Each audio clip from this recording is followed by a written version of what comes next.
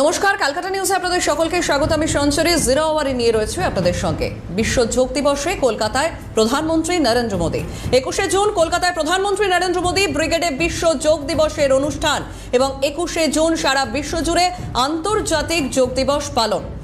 Phone লাইনে রয়েছেন প্রতিনিধি সায়ন্তন ভট্টাচার্য। সায়ন্তন, বিশ্ব যোগ দিবসে আবারও বঙ্গে আসছেন প্রধানমন্ত্রী নরেন্দ্র মোদী। দেখো, একেবারে যে বিশ্ব যোগ দিবস 21শে জুন অনুষ্ঠিত হবে এবং কলকাতা কিন্তু বড় করে এই যোগ দিবসকে পালন করতে হবে এবং মুখ্যমন্ত্রীর নির্দেশে রাজ্য সরকারও তাদের প্রস্তুতি শুরু করে দিয়েছে।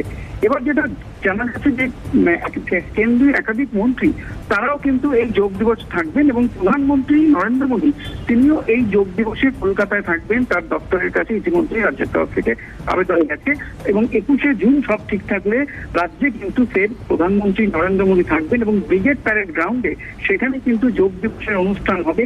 সেই অনুষ্ঠানে কিন্তু প্রধানমন্ত্রী যোগ দিতে পারেন, এমনটাই সূত্রের খবর। বেশ, ধন্যবাদ সায়ন্তন। ফোন লাইনে ছিলেন প্রতিনিধি সায়ন্তন ভট্টাচার্য।